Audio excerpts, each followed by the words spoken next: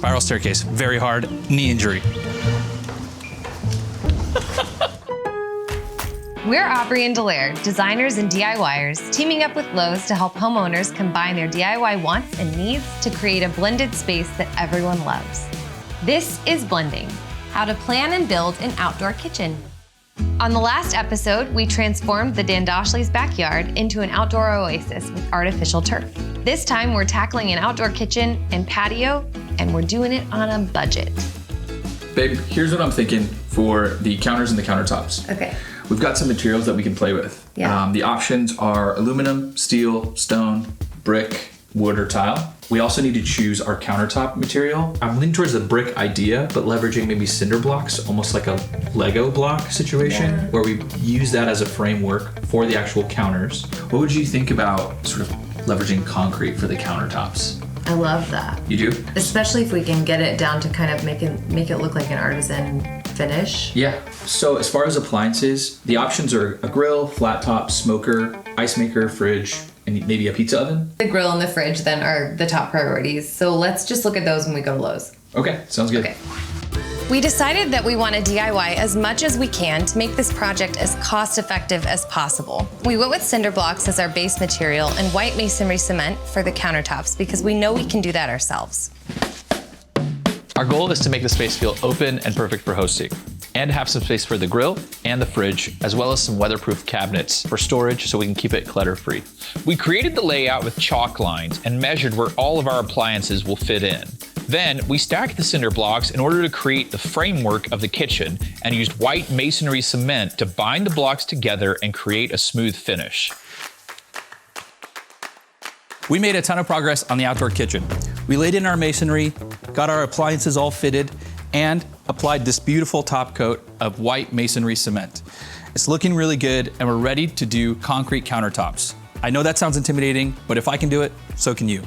Start by framing your countertops. Whatever type of counters you're working with, you need to create a frame that follows the contour of your counter. We started by cutting plywood to cover holes in the counters. This will also give the rebar something to sit on so that it's in the center of the countertops. Next, we used temporary screws to attach strips of plywood around the counters that will hold the concrete in place. Since we're going for 2-inch thick countertops, we made sure the edges rose exactly 2 inches above the counter. When we pour our cement, we'll pour it flush with the surface, and the plywood will give us something to reference when we smooth it out.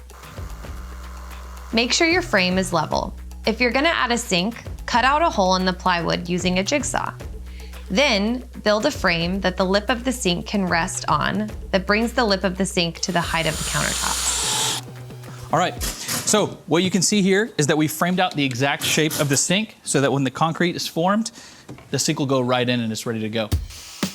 Now we'll add rebar. Rebar provides strength to the concrete. Without it, it'll easily crack with pressure. We used 1/2-inch rebar spaced 12 inches apart at most. Typical spacing is about 16 inches, but since this is a thin concrete pour, we're putting them closer together for more strength. Cut your rebar to cover the full distance of the countertop, stopping 2 inches from the edges. Then add perpendicular sections of rebar every 12 inches. Tie them together with rebar ties. Now it's time to mix your concrete. We're using 1 part sand, 1 part masonry cement. The sand acts as a binder, and the white masonry cement gives us the aesthetic we're aiming for. To make things simple, we mixed it in a wheelbarrow. 1 bag of sand, 1 bag of cement. Just like baking, mix your dry ingredients thoroughly first, then add the liquids. We slowly added water and kept mixing until it was the consistency of a viscous, thick pancake batter. Whatever cement mix you use, the back of the bag will tell you exactly how much water to use. Pour the cement into the forms using a shovel or trowel.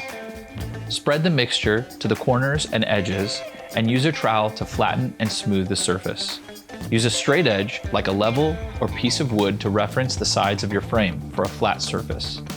Tap the sides of the frame to help the concrete settle and release air bubbles. Use a steel hand edger if you want to round the edges of the countertop. Let the concrete set.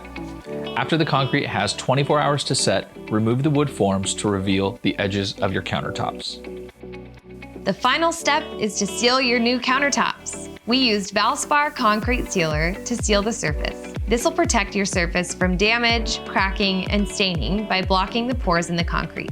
Liberally spray the sealer onto the surface and let it sit for 5 to 10 minutes. Then use a microfiber cloth to wipe the excess away. Now that the countertops are done, all we need to do is add the final touches for the Dandashlis. Because we were so diligent in the planning phase, we were able to fit all of the appliances and storage that the Dandashlis needed for their outdoor kitchen. I also grabbed some great side tables, pots, and plants that bring the aesthetic together and add some color and interest. We did it! I'm so excited to show the Dandashlis their new kitchen and yard. We also spruced up a few other areas of their property, and I think they're gonna be super excited. I can already imagine Haas hosting friends, watching games, grilling out. It's gonna be amazing. Okay, today's the day. Are you guys excited? We are excited. So excited. You guys feeling ready to see it?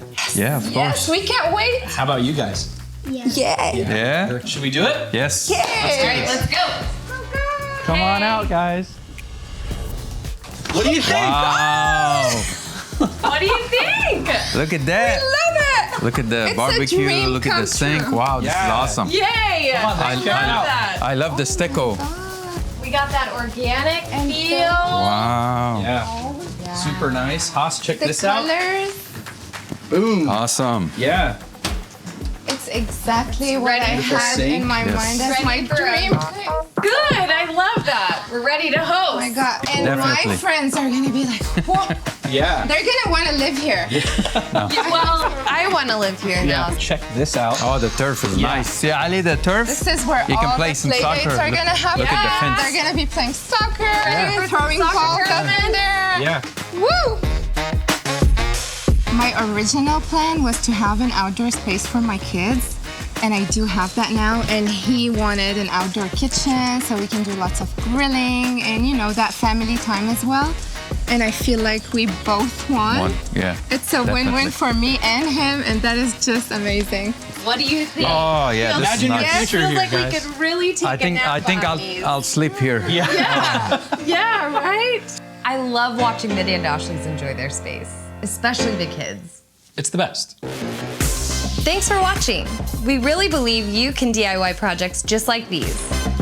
All the products and tools you saw in this video were purchased at Lowe's. Visit Lowes.com for more inspiration to transform your yard and home.